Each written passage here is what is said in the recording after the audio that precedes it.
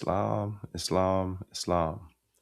Welcome to the Moorish channel. I'm your host, Sheikh Brendan Jornell, Brother Jornell, Sheikh of the Moorish Science Temple of America, Temple number 13, located here in Baltimore, Maryland. I'd like to thank everybody for tuning into the Moorish channel. And yes, we're back. One half of the dynamic duo coming to you this evening. My co-host is a little under the weather, and that's Sheikh Valance Bay. But I'm going to represent tonight and do my best on the topic at hand tonight. And the topic at hand is we measure time by cycle ages. But before I even get into the topic, as always, I want to rise my thoughts. I want to give praises to the great God, Allah. I give honors to Allah, and I give praises to Allah. I give honors and all praises to Allah. And I want to begin this segment with the Moorish American prayer. Allah, the Father of the universe, the Father of love, truth, peace, freedom, and justice. Allah is my protector, my guide, and my salvation, by night and by day, through his holy prophet, Ali. Amen. Islam brothers and sisters, if you're tuning in this evening, this is the Moorish channel. The Moorish channel has been active since 2017. And ultimately, when myself and Sheikh Linesbay started this channel, we started it first on Facebook, and then we moved over to YouTube. We left it alone for a while, and then we picked the channel back up around like 2021. And since then, we've been putting out content to provide balance, to provide order, and to speak, or to not speak, but to give voice to the teachings of the Prophet Noble Drew Ali. I want to rise my thoughts again and give praises to Allah, the Father of the universe, the Father of love, truth, peace, freedom, and justice. I give honor to our Prophet, Prophet Noble Drew Ali, the founder of the Moorish Science Temple of America. I also want to give honor to the Prophet's forerunner, Brother Marcus Mazzali Aurelius Garvey. I want to give honors to Brother Prophet, and I also want to give honors to all past and present leaders of the Moorish Science Temple of America, those that we know and those that we don't know. I also extend honors to the three white robes of Baltimore, Maryland. I want to give honors to all of those Moorish Americans at the location in which I am a part of, a proud member of the Moorish Science Temple of America. That's 1055 North Milton Avenue. It's located here in Baltimore, Maryland. I want to extend honors to my wife and my children. I want to extend honors to all my elders, all of those who have poured into me over the years, helping me and guiding me along the way. I give a special honor to all of you. And I give honors to you all this evening. I give honors to also my co-host, who again, he's under the weather, that's Sheikh Valance Bay. So with that being said, just getting back to what I was saying earlier, the purpose of the station and the channel, the More Sense channel, was to provide more sense and more insight into life as it pertains to the Moorish Science Temple of America, as it pertains to holistic living, as it pertains to how to make Moorish science more practical to you. This station, this channel has nothing to do with some of the erroneous things you may see on YouTube or even in the Facebook community. And those who practice those things, to each his own. But this station and this channel has been created and will continue to operate for the sole purpose of uplifting humanity, as the Prophet Noble Drew Ali has instructed us to do. Now, with that being said, it took a lot for me to come back on the channel, believe it or not. Over the last few months to a year, I've become very leery of cameras. And to be honest with you, even since the last time you seen me, I actually went through an ordeal, as we say, where, anxiety almost got the best of me. And as a result of that, I sat down for a while. I had to reflect for a little while and just take care of myself, my health, my wellness, etc. But this topic this evening is entitled "We Measure Time by Cycle Ages." The Prophet Noble Drew Ali instructs us in the Holy Quran of the Moorish Science Temple of America. And if this is your first time tuning in, this is the Holy Quran of the Moorish Science Temple of America. It's affectionately known as the Circle 7 by many Moorish Americans and sympathizers, etc., as the Circle 7. It's divinely prepared. It was divinely prepared by the Prophet, the noble Prophet Drew Ali, by the guidance of his Father God Allah, the great God of the universe, to redeem man from his sinful and fallen stage of humanity back to the highest plane of life with his Father God Allah. And if you ever have the opportunity of receiving a copy at expense of the Holy Quran of the Moorish Science Temple of America, you have the opportunity to experience life-changing lessons under an acknowledged sheikh, his teacher, etc. And I've been a card-carrying member of the Moorish Science Temple of America, an active member of the Moorish Science Temple of America for the past 11 years. And when I say that, um, as one of my brothers say, the little big book is life-changing. It not only changes your life, but it changes your moral character. It changes how you operate, or I can just speak for myself, how I've operated and how I've moved through the world. When you look at the Holy Quran of the Moorish Science Temple of America, it doesn't appear to be a very thick book, but in it are lessons to guide not only yourself as an individual, but to also set your house in order, also to teach you the structure of how to maintain your house, meaning your physical house, which your soul and your spirit is housed in, but also the house in which you construct, because the prophet teaches us about family. The family is the first or the nucleus of any nation. You have to have a family. You know, I see a lot of people saying it's nation time and it's nation building. Well, you first have to get your house in order, and that's not a critical statement, but that's more of an objective statement, and that's a statement that I make and I keep in mind as I go throughout the course of my time. But also, when you look and you read into the Holy Quran of the Moorish Science Temple of America, what you'll find that the Prophet Noble Drew Ali, he gives us divine lessons. And some of our lessons are pertaining to one of the beloved prophets of our time and over the last 2,000 plus years, and that's Prophet Jesus of Nazareth, who we give honors to. We also give honors to all true and divine prophets, Jesus, Mohammed, Buddha, Confucius, Jonah, etc. And that, may sound odd to people because you may say, well, I didn't know that Buddha was a prophet. Some people, Confucius, etc. But if you come into the Moorish Science Temple of America, these are the things that we teach. So again, getting back to the topic, measuring time by cycle ages. Now, the chapter that I would like to read from is chapter 2, and that's Education of Mary and Elizabeth in Zoan, Egypt. In this chapter, I'm going to read from it real briefly, and then I'm going to stop on a specific verse. And if you have a copy, you can follow along. But if not, you can also, I'm going to try to maximize it. You can also look at it on the screen right here. And it says, Education of Mary and Elizabeth in Zoan, Egypt. The son of Herod, Archelaus, reigned in Jerusalem. He was a selfish, cruel king. He put to death all of those who did not honor him.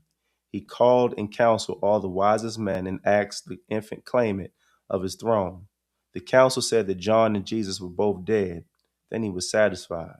Now Joseph, Mary, and their son were in Egypt in Zoan, and John was with his mother in the Judean hills. Eliu and Salome sent messengers in haste to find Elizabeth and John. They found them and they brought them to Zoan. Now Mary and Elizabeth were marveling, much because of their deliverance. Eliu said, "It is not strange. There are no strange happenings. Law governs all events. From olden times it was ordained that you should be with us in the sacred school be taught." Eliu and Salome took Mary and Elizabeth out to the sacred grove whereby they want to teach. Eliu said to Mary and Elizabeth, "You may esteem yourselves thrice blessed, for you are chosen mothers of long promised sons, who are ordained to lay a solid rock, a sure foundation stone, on which the temple of perfect man shall rest, a temple that shall never be destroyed." And here's verse 12. And then I'm going to read 13 as well. We measure time by cycle ages, and the gate to every age we deem a milestone in the journey of the race. An age has passed, the gate unto another age flies open at the touch of time. This is the preparation age, my apologies, of soul, the kingdom of Emmanuel, of Allah and man. And I'm going to stop right there. All right, praise Allah. So going back to the chapter that we just read, and that was verse 12. The prophet Noble Drily teaches us that we measure time by cycle ages. And the gate to every age we deem a milestone in the journey of a race. So the question that came to my mind when I looked at this chapter, how do you measure time? Because often, time isn't something that you can touch. It isn't something that you can feel. It's not even really something you can see. But when you look at time, time is amongst us. It's part of us. It's a part in every part of us. And then when you read chapter 1 in the Holy Quran of the Moorish Science Temple of America, the creation and fall of man, you're dealing with three parts. You're dealing with the ascension of man. And when I'm talking about man, I'm not speaking in reference to the physical or the finite part of me or the finite part of you, but we're talking about the spirit. The prophet Noble Drily teaches us that man is not the body nor the soul, but he's a spirit and he's a part of Allah. And when I say spirit, I'm not talking about anything spooky or ghoulish, but spirit meaning that essence, that part of the great creator that has no physical form, but he is the cause of everything. He has no cause, and yet he's the causeless cause and the rootless root. But the prophet says in chapter 1, he says, time never was when man was not. If life of man at any time began, the time would come when they were in. But then he goes on to say the man is not the body nor the soul, and he's a spirit of a part, he's a part of Allah. But in that, the prophet focuses specifically on thought, because thought is the cause of it all. When Allah said be, and it was, in the Holy Bible, the Holy Quran of Mecca, as well as chapter 1 in the Holy Quran, the Moorish Science Temple of America, what you'll find upon further investigation is that when Allah says be and it is, that thought takes on a manifestation, and that specific manifestation cannot be circumscribed, meaning that it can't be understood from a finite point of view. It can't be understood, or it can't be it's beyond comprehension to a degree. So let's continue. So looking at time measured by cycle ages. Now, this is just a brief diagram. And again, this diagram doesn't even do justice to what we're finding in the Holy Quran. I'm gonna make it a little bit bigger. But the ascension, the descension, and the ascension again, which you find in chapter 1, is somewhat comparable to these ages. And when you're dealing with an age, we're going to get down to, by definition, what an age actually consists of. So you have the premortal origin, which is the essence, which is where we come from. Then you also have what's known as the golden age. But when you look at the golden age, ultimately, that's the time when man, spirit man, is not dealing with specific uh, man or woman as we know, but spirit man was dealing with a higher unity and a higher order of consciousness when there was a oneness between man and Allah. And when I say man, I'm talking about masculine as well as feminine. Then you also had the order of sacred knowledge. Now, this is a dissension, right? But then you'll see an ascension as well. And that order, known as the order of sacred knowledge, is still a time. And even when there was a dissension, or there was the descending of man coming from the point of spirit entering into what we know now as the manifestation realm, this order of sacred knowledge still was something that is innately within us.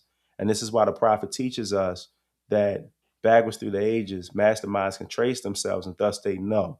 This is why the prophet teaches, and why I say us, I'm talking about those of us who have been exposed to the teachings of the prophet Noble Dra Ali, that we have to go beyond the realms of fleshless things. We have to go back in the mind beyond a time where this flesh, which actually has a purpose, we have to go beyond that time and scope, right?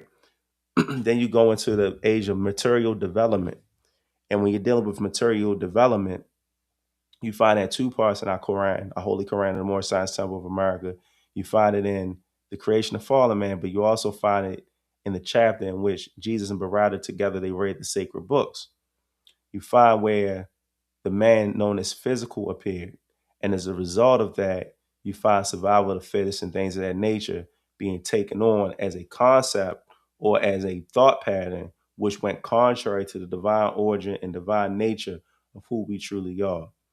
And then you also have the period of separation. So as a result of that, because of that mindset of survival of the fittest, the stronger striking the weaker, eating the weaker, etc. This separation, where man tore himself away from Allah, debased himself to gratify his lower self, it became a thing. Not only something that was internally or innate, like a war within, but also something that manifested on the outside as well. But then from that, because again, you have the period of separation, then you have what's known as the awakening. And the awakening is coming into the knowledge of the fact that you are a part of that special part of the great God Allah. But the way that we come into that knowledge or that understanding, I don't want to say knowledge, but into that understanding that we are in fact a part of Allah, is by understanding that, we're going to have unnumbered foes. Sometimes those foes are things that we go through eternally. Sometimes, most of the time, not even sometimes, any external foe or anything that you may deal with or grapple with externally on the outside of your physical self, right? It's often rooted in whatever's happening to you within. It could be a thought pattern, it can be a behavior, it can be an action, etc. But 9 times out of 10, whatever that is, it has the ability to manifest itself. And this is why, specifically, the the the temple, we teach um, all members, from the youngest to the oldest, to watch your thoughts, to watch your actions, to watch your behaviors, to watch your speech, to watch how you watch yourself, study thyself, know thyself. The prophet teaches us, man, know thyself and thy father God Allah. But you have to know your higher self and your lower self as well. But coming to that awakening, that transitional period, right? Then you come back to the point of, okay, well, look, I know that there are a number of foes that I'm gonna have to battle here on the plane of plane of things may manifest, also on the plane of soul. And once I conquer and defeat those foes, only I know my personal foes. You don't know Brother Jornale's foes. I don't know your foes. But once I conquer those foes, and I may have to come back several times over to conquer those foes. And that's part of reincarnation in the spirit of truth. And some doubt the concept of reincarnation, but that is a not only a real concept, but that's an actualization. Some people call it deja vu, but I'm not gonna say there's no such thing as deja vu. But when you really look at it, yes, you've been here before. The prophet teaches us that we've been here before. And this is why he also teaches us, when it comes to this thing called life, a lot of people get afraid when it comes to aspects of death and things of that nature. And folks want to live longer. You see people all throughout society right now, even in the world news, etc. People have been looking for what's known as like the fountain of youth, trying to live longer, putting implants, all these different types of things, in their body, which causes a chemical imbalance, right? But all in all, no matter how much you try to preserve this physical form, you're going to lay it down one day. You're going to lay it down one day. That's just the truth of the matter.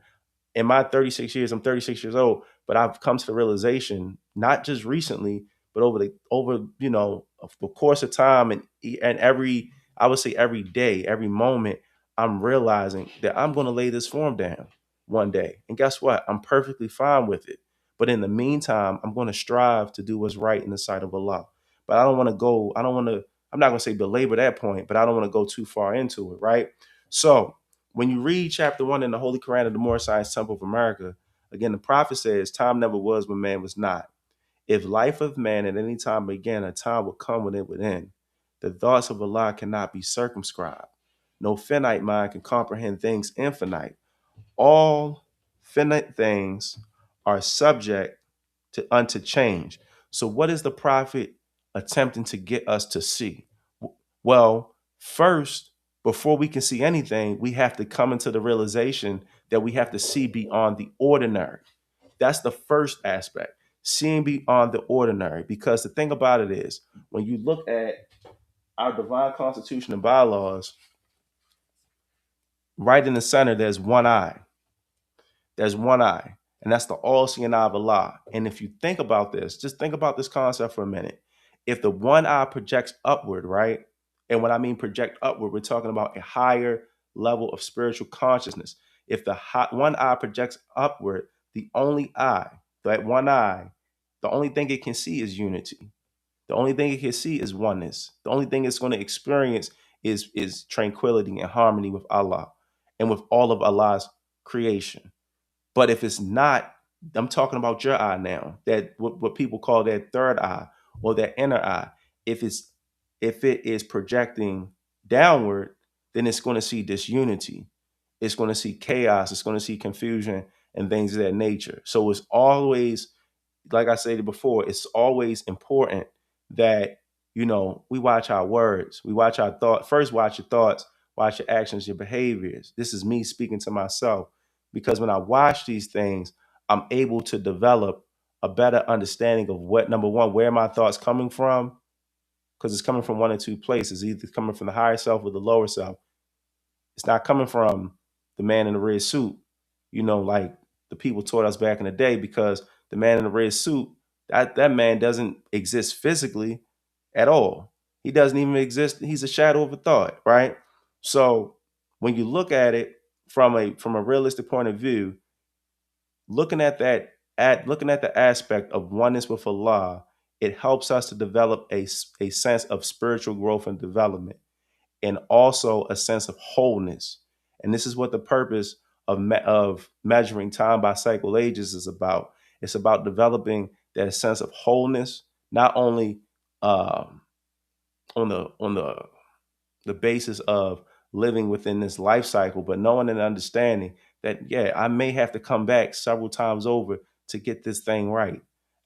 This may be my last time coming back to get this thing right. And this thing right, I'm talking about life, because life is based off of based off of what we know as a cosmic rhythm, right? So let's keep it going. So I'm gonna continue to read from chapter 1, and it says, "Man is the thought of Allah. All thoughts of Allah are infinite. They are not measured up by time, for things that are concerned with time begin and end." So that lets me know, if man is not measured up by time, and all things that are measured up by time begin and end, in chapter 2, when the prophet Noble Drew Ali, when Elihu states that we measure time by cycle ages, that means when you're dealing with cycles have a beginning and they have an ending point. And yet, between that beginning and ending point, there's a continuum. There's a continuum. It's somewhat of a circle. But then again, it's not a circle, because it has breaks in it. So when you're dealing with a cycle has breaks in it, because in those breaks are periods of different times where it may cause you to reflect, it may cause you to still yourself, it may cause you to go back and look at how you approached a specific situation in the past and approach it differently. So measuring time by cycle ages isn't a bad thing. Now, I want to go to a record that many people are familiar with, and that record is the what we call the Piscean record, and what others call the Holy Bible. But honestly, when you're dealing with the Piscean record is a specific part of the Holy Bible. So I'm going to go to what many people know as the Holy Bible, but that's Genesis 1:1, right? And it says, and I'm going to do some translation. It says, "In the beginning, Jehovah created the heavens and the earth. And the earth was without form and void." That is a very profound statement right there, because you can look at it from an exoteric point of view, or you can look at it from an esoteric point of view. Well, let's look at it from an esoteric point of view. So, translating. So, in the beginning, when Allah created, or before Allah created equilibrium, and when we're talking about equilibrium, we're talking about balance. Before his equilibrium was disturbed, before you had all these different concepts that came about, Allah's creation was peace, it was tranquility, it was harmony, it was love, truth, peace, freedom, and justice.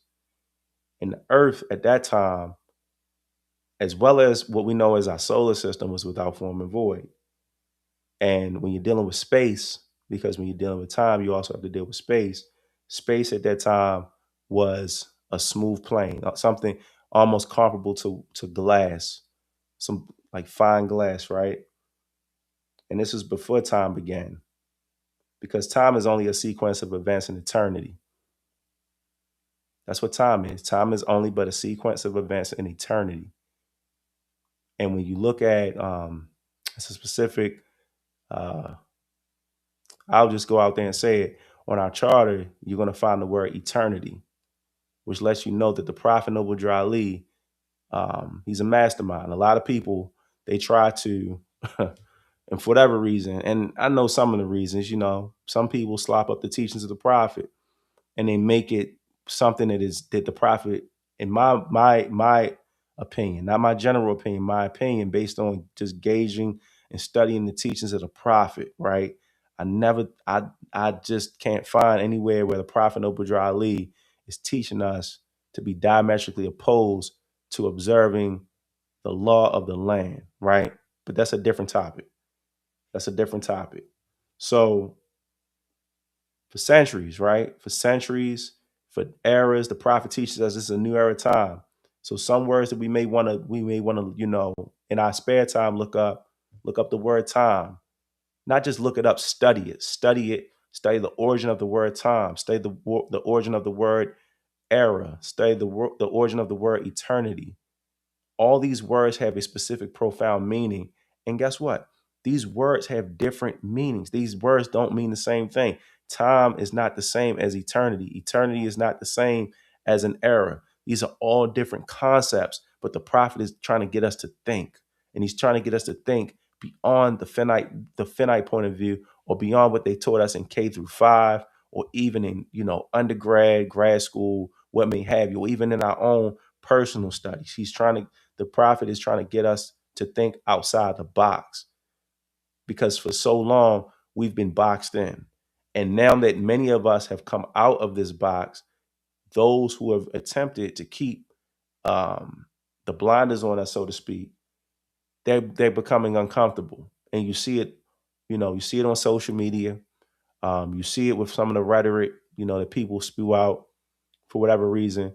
And one thing that I learned from my Grand Sheikhs at our Grand Sheikhs at 1055 North Milton Avenue, Grand Sheikhs of T. Jones Bay, she often teaches us, and it's often a masterful lesson.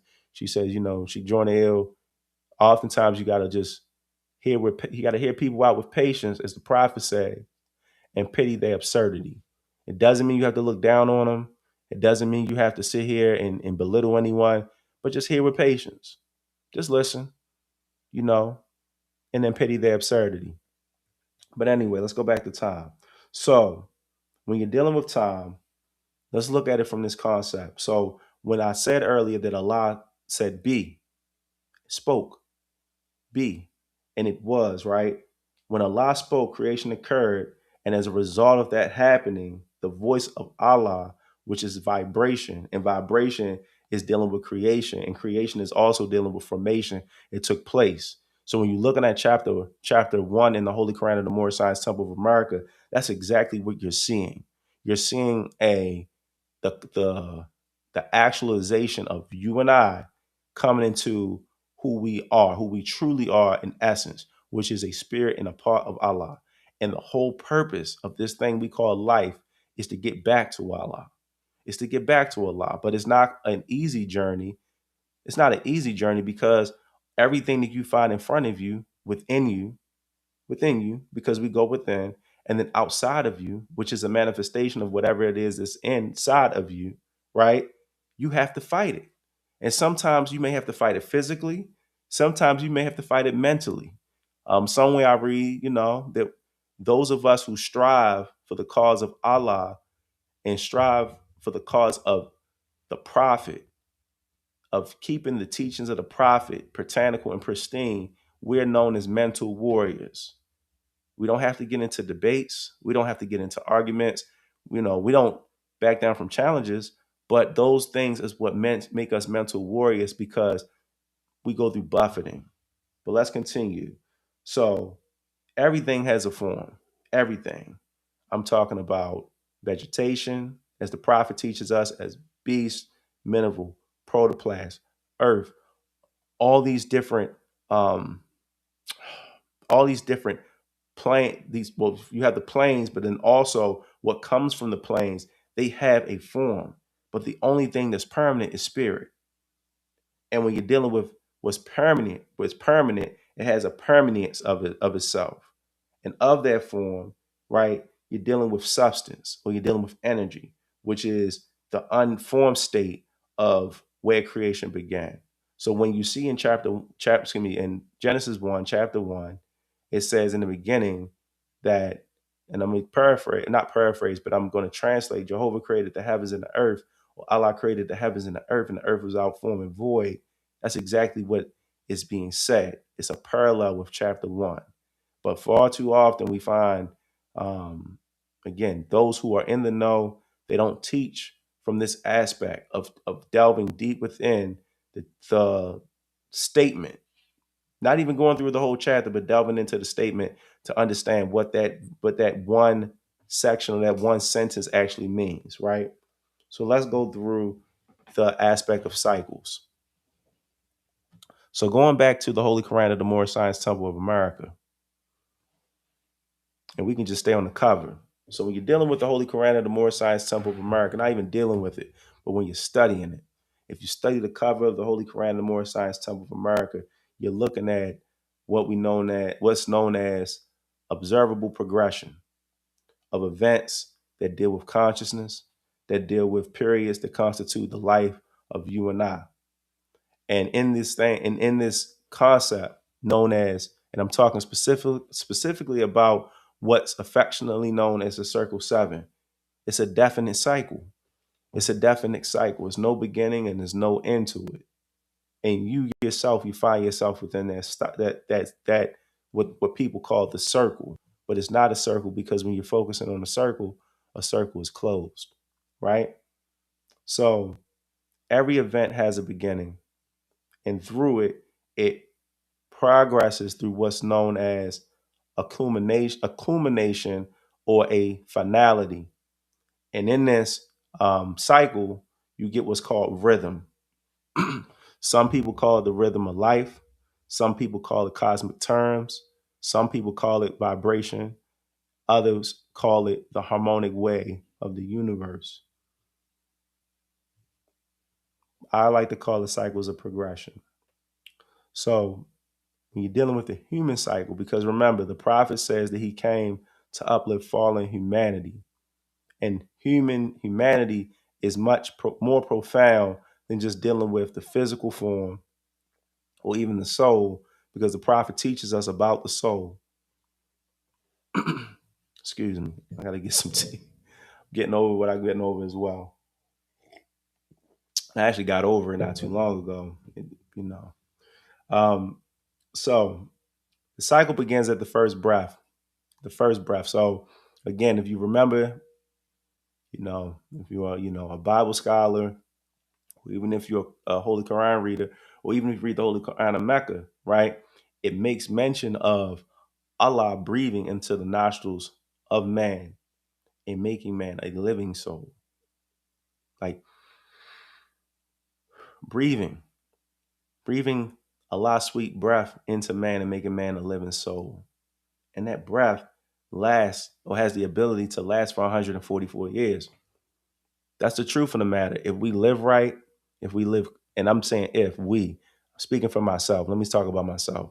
If I early on had the ability to live right, because I had to go through a series of events for the first 24 years of my life. I united in the Moorish Science Temple of America at the age of 24 on February 1st, 2014. A lot of people know that. And the prophet teaches us in that same chapter, there are no strange happenings. Law governs all events. I united on the first day of so-called Negro History Month or Negro History Day or week or whatever it's called. They call it now so-called Black History Month. That day was the day I proclaimed that I'm not a Negro or Black or colored, Ethiopian, etc. But for 24 years, I would say 24 years, right? I found myself going through a series of events because of a past karmas that I may have not been conscious of in my subconscious mind, because it takes work to really tap into who you truly are. We're often, those of us who sit under the guidance of Sheikh Clarence Prathiel, he often teaches us to know who you are because you've been here before. But that comes through studying yourself. It doesn't just come from just picking up the Quran and just reading it layman ways, but really studying and delving within yourself, and then taking time to yourself, getting out in front of nature, changing your diet, your eating habits, and even watch what you watch, because it isn't just what you put or consume in your mouth, but also what you listen to, what you watch, your thought pattern process, those individuals who you are around, all these different not concepts, but all these different aspects have a very profound part on your life. But as I mentioned before, we had the ability to live 144 years average. This physical form, if it's kept in the right order, has the ability to live 144 years. However, because of worldly events, because of past karmas, because of certain things that we do, when we put harm and wear and tear on our body, on our mind, on our inside, everything that we do, it has the ability to decrease our years. And as a result of that, we don't find ourselves living 144 years now. If you look, you don't even have to turn on a television, but just people that you know, many people are coming out of the physical form at 50. I know people my age, every time I look around, people that I grew up with, they're coming out of physical form in their 30s. And our grandparents and those who lived before us, they lived much longer.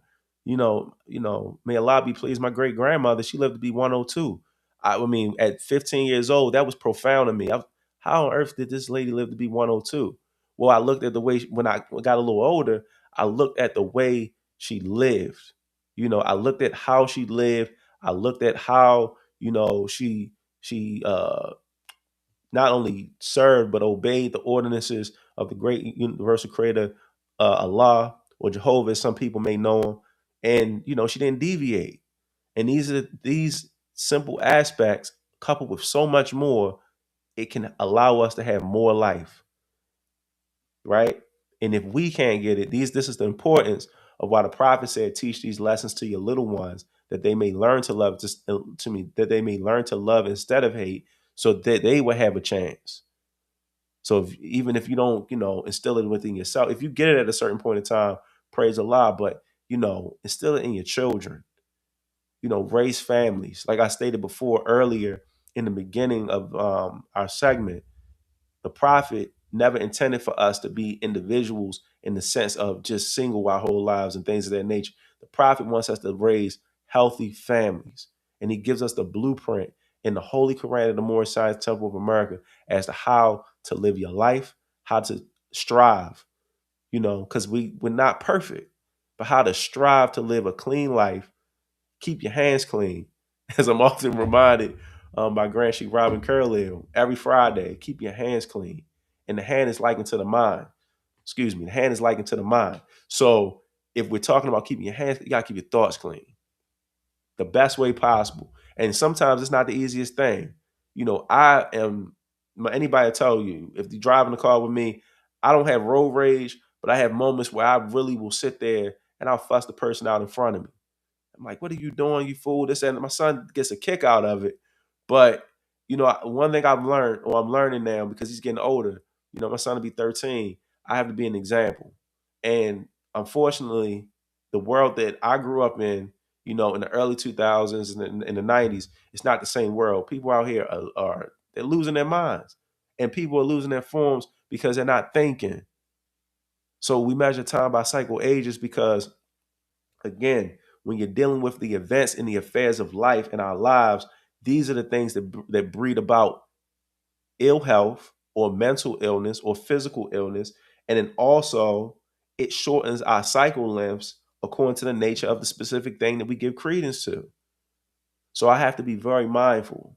Brother Brendan has to be very mindful of what I put out, what thoughts I put out, what I project, and what I do in my house, in my dealings with my brothers and my sisters, even those individuals who are not of the same nationality or race as me. I have to be fair and impartial. I have to be fair and impartial with people. And because of that, it's going to allow me to germinate good thoughts. So that's just a tip and a pointer, for anybody who may be tuning in tonight. And I see everybody in the chat. Praise Allah, Islam, Lock Life, Living on Code. Thank you for tuning in. Islam, Sheikh Praise Ill, Praise Allah. I'm glad you're tuning in. And my brother Kareem Bey, Praise Allah. And my Sheikh brother, Sheikh Haru Renisiel, Praise Allah. I'm glad to see you tuning in as well. I thank you all for tuning in. As I mentioned before, if you're just coming in, Sheikh Reliance Bay is a little under the weather. So, I'm holding down the fort. But you can go back to the playback to look at that as well. So yeah, one half of the dynamic duo is, we're doing our thing today. We're doing our thing. Um, but ultimately, we just have to be very mindful of how we treat ourselves. Treat yourself with love and kindness. And this is one more thing I want to read in regards to the Holy Quran of the Moorish Science Temple of America. And it ties into actually what we just went over. And the Prophet Noble Dreadly says this in chapter 1. And in my Quran, the large copy is on page 5. The Prophet says, "A multitude of lessons man must learn upon the plane of soul. And here he tarries many ages until his lessons are all learned." So we have to tarry many ages. Tarry means to work. It means to work on yourself inside, and then outside. It's going to be it becomes a little easier each age, each cycle. It says, "Upon the boundary of the plane of soul, the ether began to vibrate slow and still, and then the essences took on a final garb."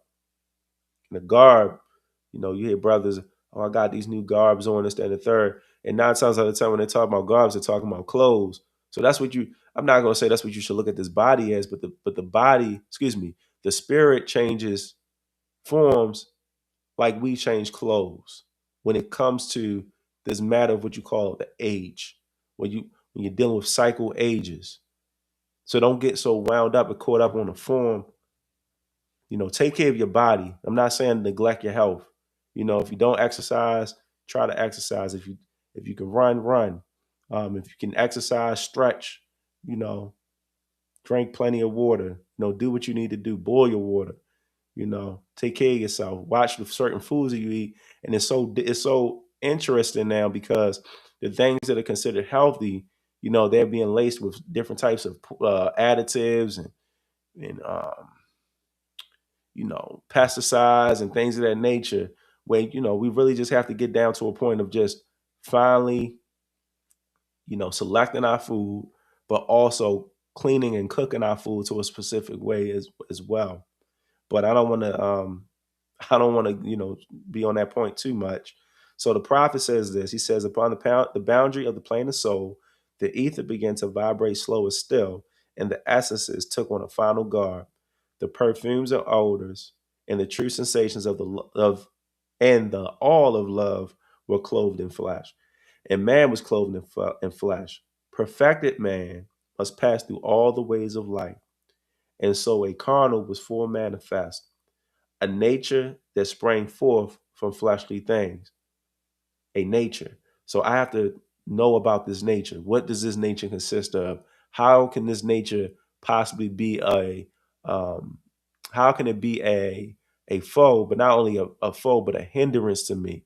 What do I need to do to study this nature that sprang about from fleshly things? Because far too often, even I'm just going to talk about myself. When I came into the temple, I was so infatuated and learning about the higher self and studying my higher self and being in my higher self and the higher self, the higher self, the higher self, not knowing that, or knowing, because I'm all constantly being reminded by my elders, by those who I've had the honor and privilege of learning and studying, sitting at the feet of, to don't just focus on your higher self, because guess what? Your lower self is also in the same meeting. He's in the same car. He's in the same vehicle. He even lays in the same bed as you at night. So you have to study your lower self. You have to know your lower self as equally as you know your higher self. Because when you know your lower self, you know the illusions of the world, you know the things that pass away, you know the fact that anything that you may experience on this plane of things may manifest is temporal, and you'll be able to be wrapped in your right frame of mind. You'll be able to go through life and life's challenges and not allow life to sit there and strangle you, but often embrace life. Balance is critical. There it is. That's right, Brother Kareem Bay. It's balance. In life, they say sometimes it's a balancing act. So you do need your higher self and your lower self on this plane. And guess what? It's not going anywhere. It's not going anywhere. So, for me, Brother Jordan, personally, I try not to walk around with a polished tinsel coat. Not even try to. I make it my duty not to walk around with a polished tinsel coat as if I know it all, because I don't. As if I have the master lessons. I don't. But what I do know is that Allah grants understanding. Allah grants understand. He grants a portion of the understanding to everyone that He sees fit, based on His measure. So, never underestimate the next brother or sister, what they may or may not know. Embrace them, you know, encourage them. This is what we're supposed to do. This is what we're supposed to do.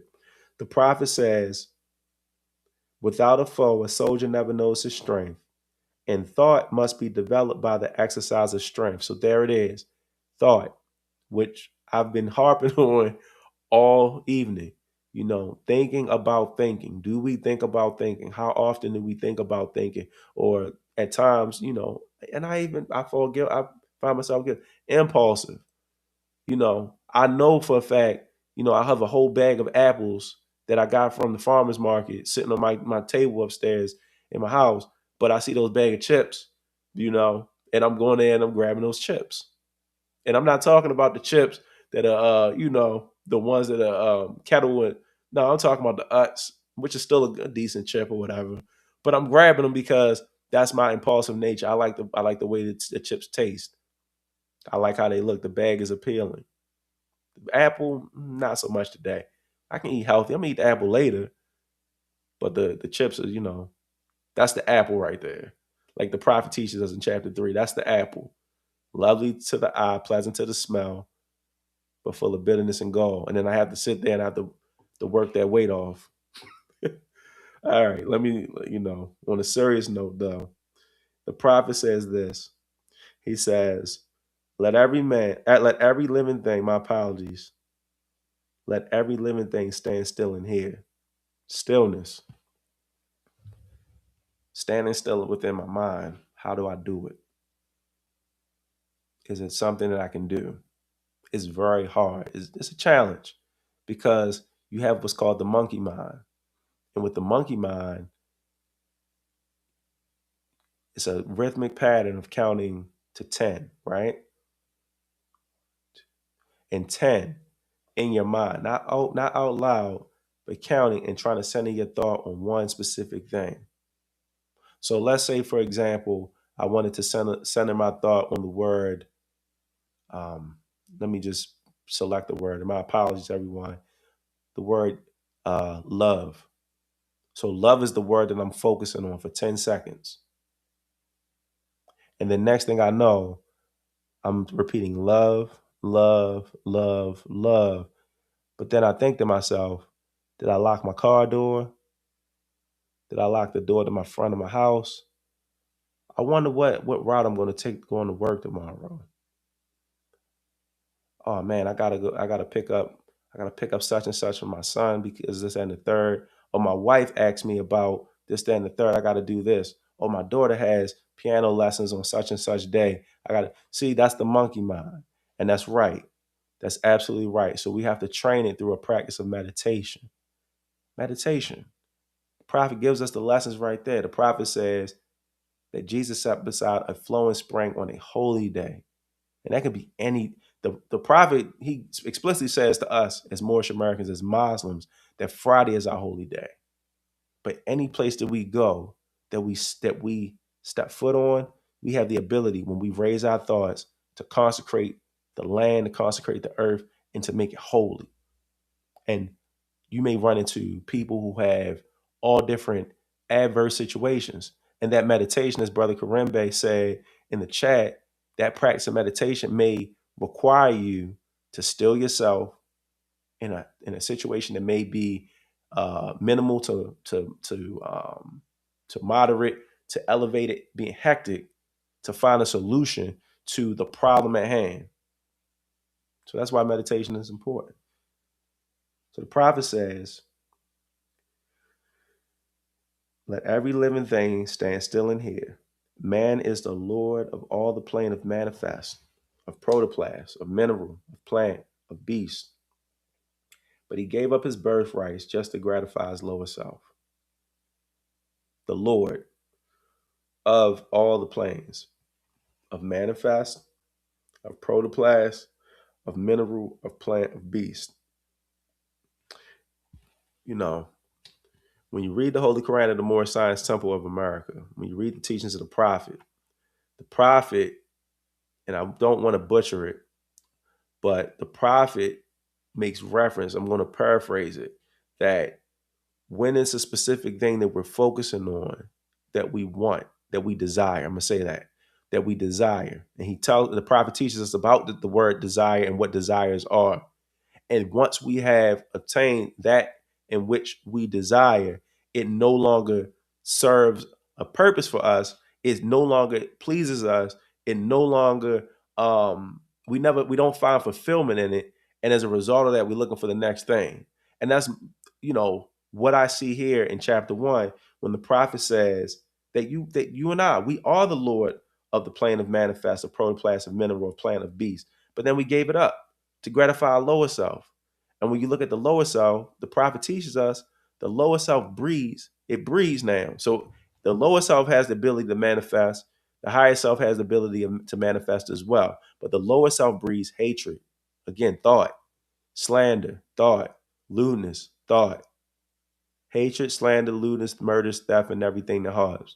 These are all, they first start with thought because, again, the lower self is a shadow of a thought. And that thought manifests other thought.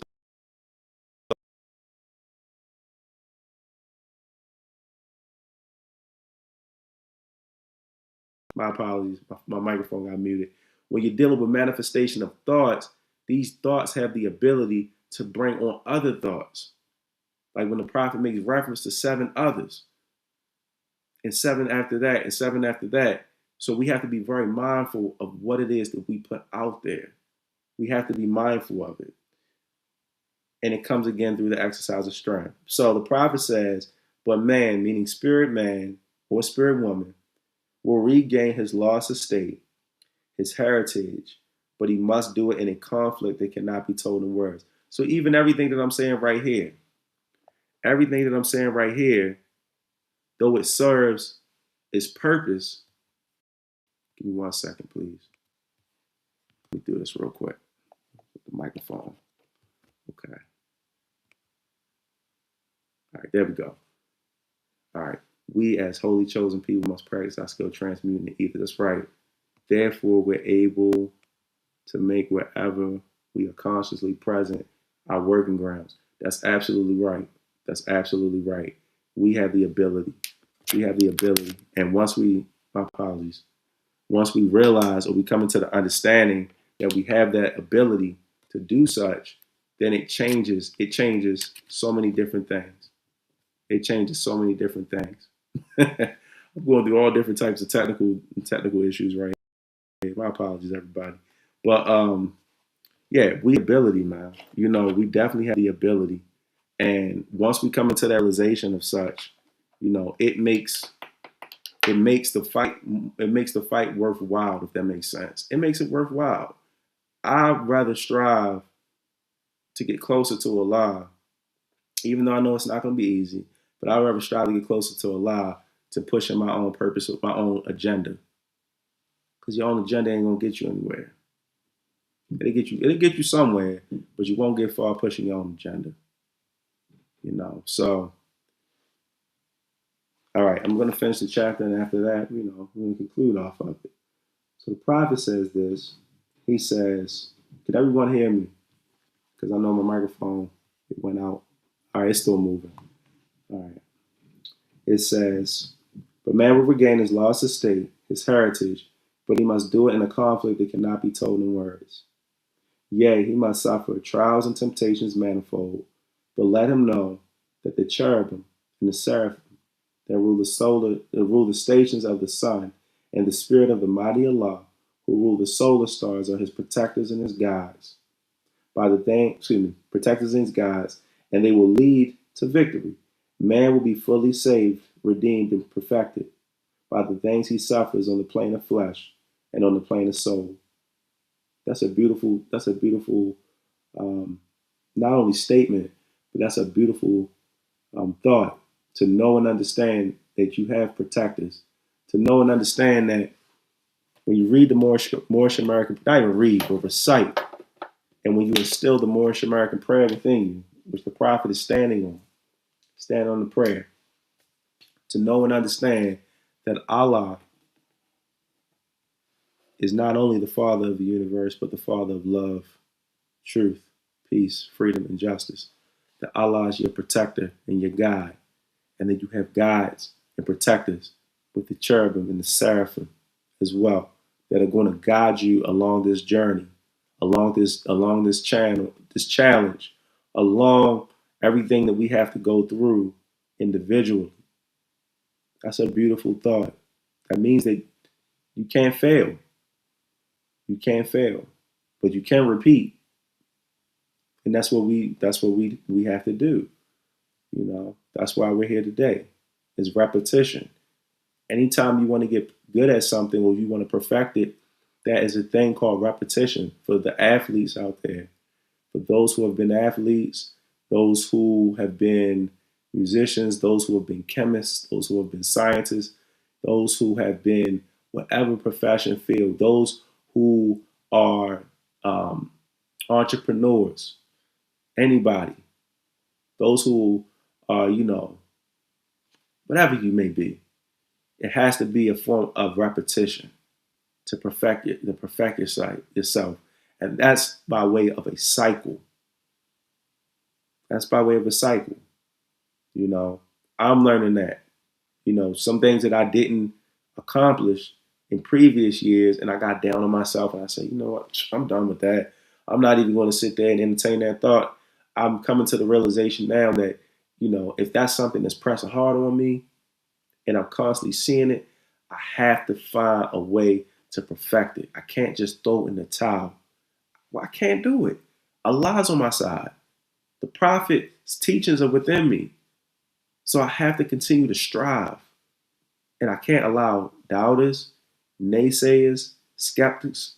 And guess what? I'm not talking about anybody externally. I'm talking about those thoughts that we talked about earlier. I can't allow them to get up on me. And when they do, I gotta shake them off me. I gotta push them off me. I gotta say, just like, Brother Jesus said in the Quran, away with me. Away with you, all tempting thoughts. Away with you. I will not tempt our Father God Allah. I'm not going to tempt Allah and say, oh, I doubt, I don't trust. This is we're in the school of self-mastery.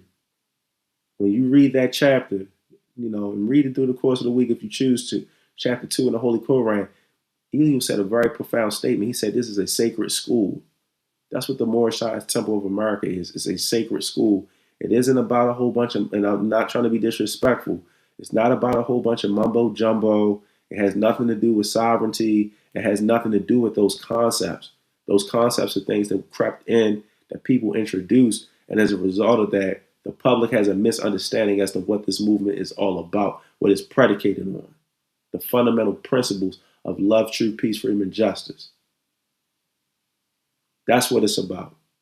It's about learning yourself, not getting over on people, not getting over on yourself, not cheating yourself out of your own pain sometimes.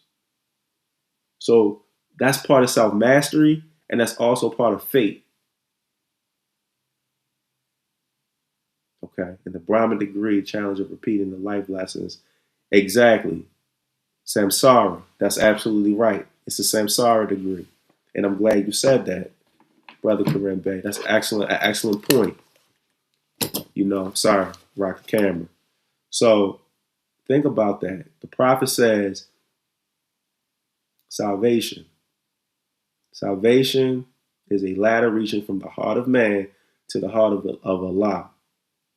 So you're focusing on, or I'm focusing on, I'm just sharing with you a heart of acknowledgement, a heart of purity, a heart of sincerity, a heart of benevolence, a heart of gratitude, a heart of love, of truth, of peace, of freedom and justice, of obedience, prudence, temperance, moderation, you know. And then when you focus on the field of zone, right, it's interesting that the prophet Obadiah Ali mentions zone Egypt in chapter 2 because when you go back in the times of prophet Moses, zone was where Moses demonstrated his degrees to persuade Pharaoh to let the Israelites out of the land of bondage.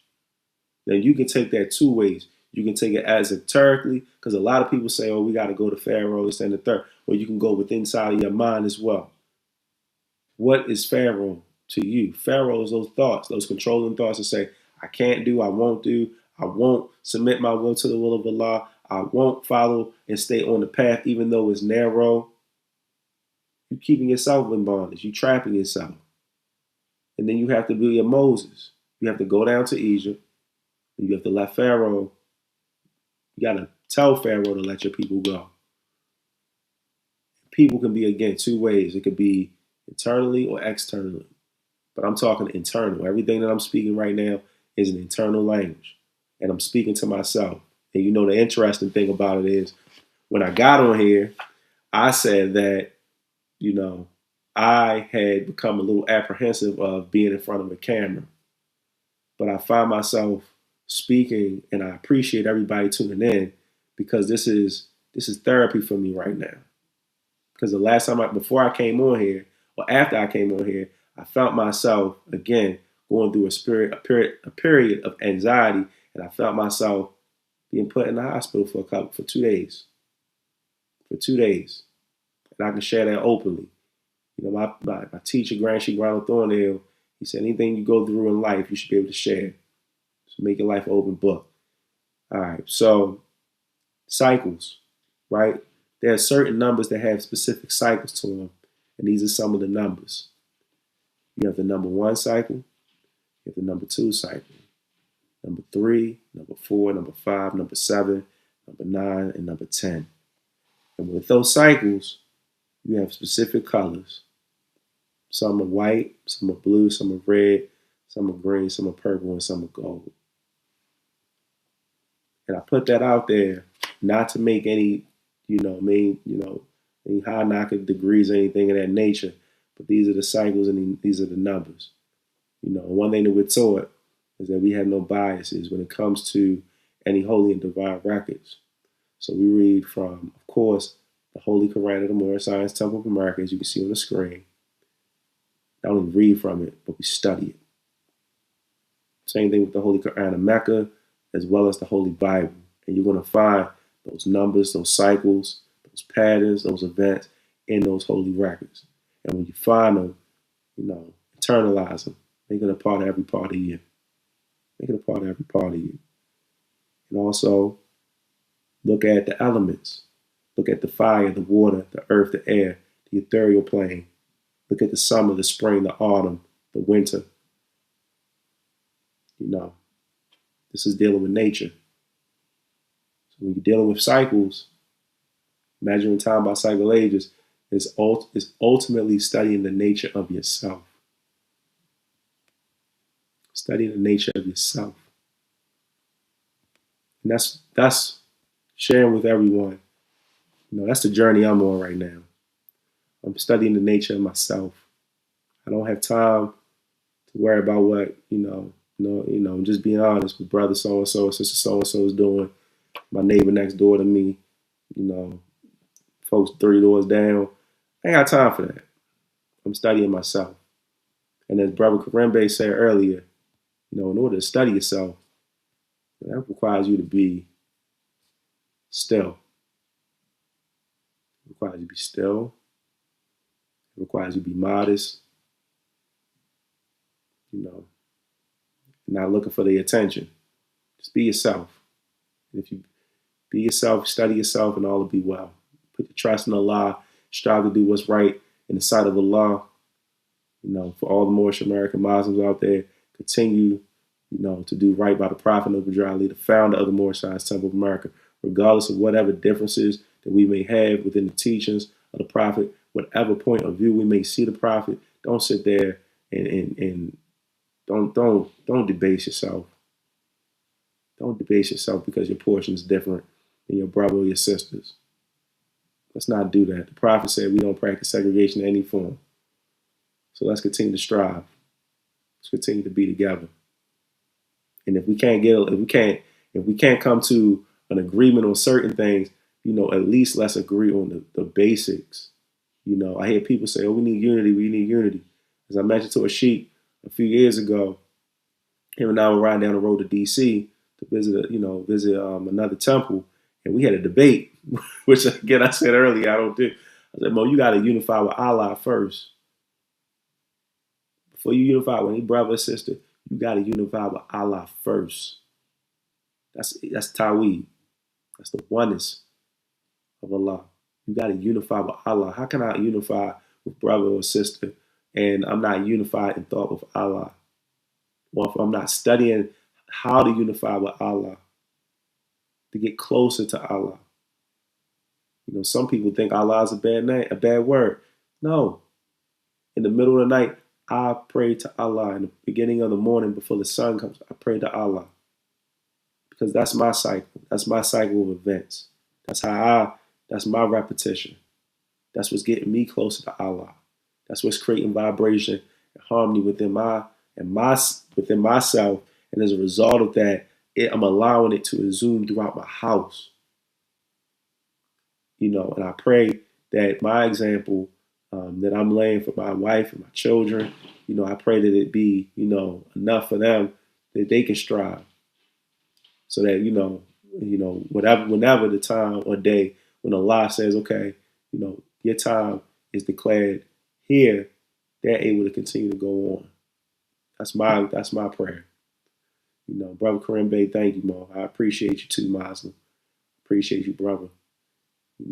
Yeah, man. The thing about that thing with health, right? I don't have, and again, open book, I don't have bad health, but, that whole thing with anxiety is something that I don't want to say struggle with, but like I mentioned, my son, the word challenge, I had challenges with as a child because growing up in West Baltimore, you see a lot. You see a lot, you experience a lot, and you get anxious. Some people say PTSD and things of that nature. I don't think it got to that point, but you never know. So now, one of the things I had anxious moments with was speaking in front of people for such a long time. Maybe not, we can't tell it, but that's how a lot works. When you think that you can't do something or you won't do something, Allah has the ability to induce, to bring it out of you. So I give praises to Allah, also his Prophet Noble Ali, for allowing me the opportunity to be here today. And I praise Allah for you too, brother, and everybody else who tuned in this evening, those who are going to watch the playback, even those who may put the thumbs down for whatever reason. Again, agree to disagree respectfully. But, put a thumbs down. That means this message wasn't for you in the first place. So it is what it is. It is what it is. But yeah, you gotta call Allah's name. So with that being said, I'm so used to saying we because Sheik is usually with me, but he's still with me right here. He's here, but he's not here. He's here physically, but he's not here in the segment. And we're gonna come back with more segments. I'm so excited. We have some more segments coming for this next session of the Moorish Sense channel, and we hope you all tune in. If you can, please, follow us on Facebook, but also on YouTube, Moorish Sense channel. Subscribe to the channel. We're going to be chopping some of the old interviews and things up in some of the old segments as well. And just, support the channel and the station. We're going to continue to bring uplifting content. And for 2026, we're going to expand a little bit further out. So you're going to see other programs, other segments from other Moorish Americans on this platform as well. It's time to bring other faces on the platform as well. So with that, I'm going to say Islam. And I'm going to end and conclude as I began with the Moorish American prayer. And, going to conclude and begin with the Moorish American prayer. And I appreciate you all. Allah, the Father of the universe, the Father of love, truth, peace, freedom, and justice. Allah is my protector, my guide, and my salvation by night and by day through his holy prophet. Drew Ali. Amen. Peace, brothers and sisters.